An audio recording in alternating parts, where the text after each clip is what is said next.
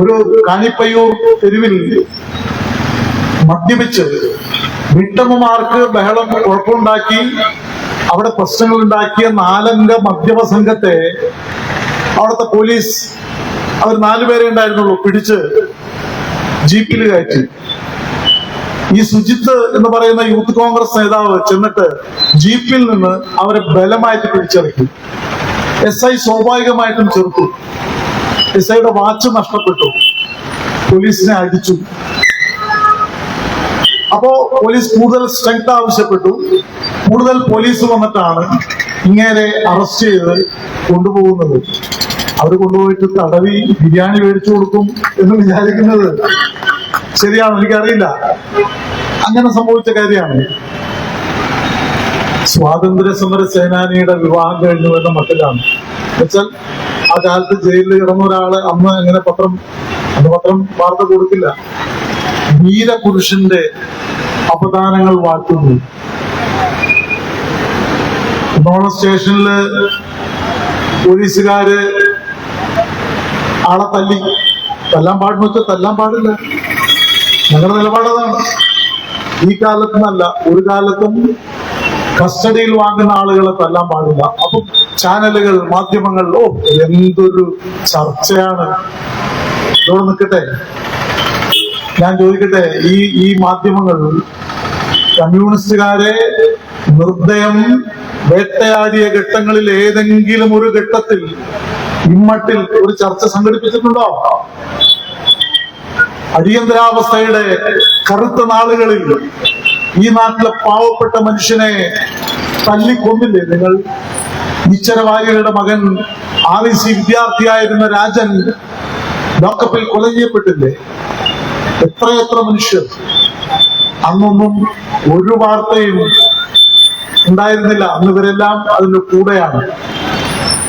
ജനാധിപത്യ വിരുദ്ധമായിട്ട് ചെയ്താൽ ഞങ്ങൾ എതിർക്കും എന്നിപ്പോ പറയുന്ന ആളുകൾ ഒരു ഘട്ടത്തിലും കമ്മ്യൂണിസ്റ്റുകാർക്കെതിരായിട്ട് നടന്ന പോലീസ് അതിക്രമത്തെ കുറിച്ച് മിണ്ടിയിട്ടില്ല.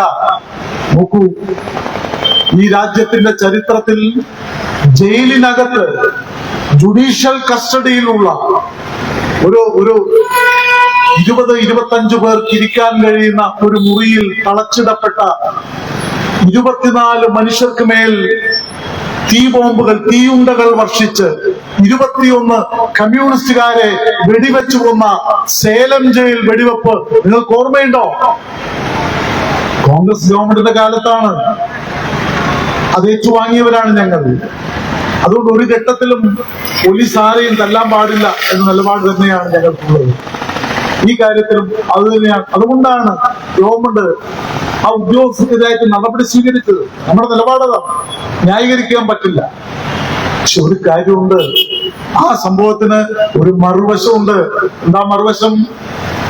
അദ്ദേഹം ധീര പോരാളിയായിട്ടുള്ള ഒരു സർവ്വതംഗ പരിത്യാഗിയായിട്ടുള്ള ആളല്ല.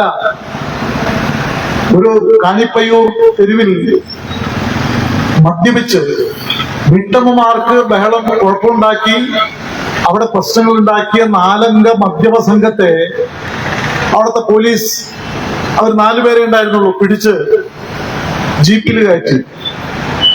ഈ സുജിത്ത് എന്ന് പറയുന്ന യൂത്ത് കോൺഗ്രസ് നേതാവ് ചെന്നിട്ട് ജീപ്പിൽ നിന്ന് അവരെ ബലമായിട്ട് പിടിച്ചിറക്കി.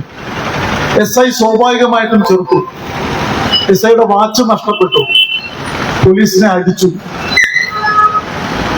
അപ്പോ പോലീസ് കൂടുതൽ സ്ട്രെങ്ത് ആവശ്യപ്പെട്ടു. കൂടുതൽ പോലീസ് വന്നിട്ടാണ് ഇങ്ങനെ അറസ്റ്റ് ചെയ്ത് കൊണ്ടുപോകുന്നത്.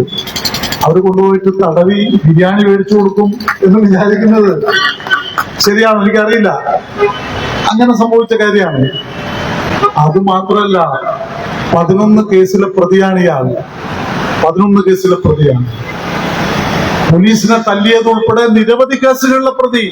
പക്ഷെ ഞാൻ ചോദിക്കുന്നു, ഏതെങ്കിലും ഒരു മാധ്യമം, ഈ രാജ്യത്തെ ഏതെങ്കിലും ഒരു വാർത്താ ദിനപത്രം ഇങ്ങനെ ഒരു സംഭവത്തിൽ ഉള്ളയാളാണ് ഈ സുജിത്ത് എന്ന ഒരു വരി എഴുതിയോ? എന്താ എഴുതാത്തത്? അങ്ങനെ എഴുതിയാൽ അവരുടെ ഫോക്കസ് പോവും. നിസ്വാർത്ഥനായ ഒരു യൂത്ത് കോൺഗ്രസ്സുകാരനെ പോലീസ് തല്ലി എന്ന് പറഞ്ഞാലേ വാർത്തയ്ക്ക് കേമുള്ളൂ. ഞാൻ എന്റെ ഒരു സുഹൃത്തായിട്ടുള്ള ചാനൽ റിപ്പോർട്ടറോട് ചോദിച്ചു, സുഹൃത്തെ ഇതെന്തേ പറയാത്തത്? പറഞ്ഞ വാർത്തയുടെ കനം പോവും. അദ്ദേഹം പറഞ്ഞാണ് എന്നോട്, അത് ശരിയാ. കാരണം പോലീസിനെ ആക്രമിക്കുകയും ക്രിമിനൽ ചെയ്തികൾ നടത്തുകയും ചെയ്ത ഒരാൾ, അയാളെ ഇപ്പോ വീരശൂര പരാക്രമിയായിട്ട് കൊണ്ടു നടക്കാണ് അതിവിടത്തെ ചില മാധ്യമങ്ങൾ ചെയ്തുകൊണ്ടിരിക്കുകയാണ്. ഞാൻ പറഞ്ഞു വരുന്നത്, വസ്തുതകളെ വസ്തുതകളായി പറയുന്നതിന് പകരം CPIM-നെതിരായിട്ടുള്ള ആക്രമണങ്ങളുമായി ആക്ഷേപങ്ങളുമായിട്ട് എത്ര കാലം നിങ്ങൾക്ക് മുന്നോട്ട് പോകാൻ കഴിയും?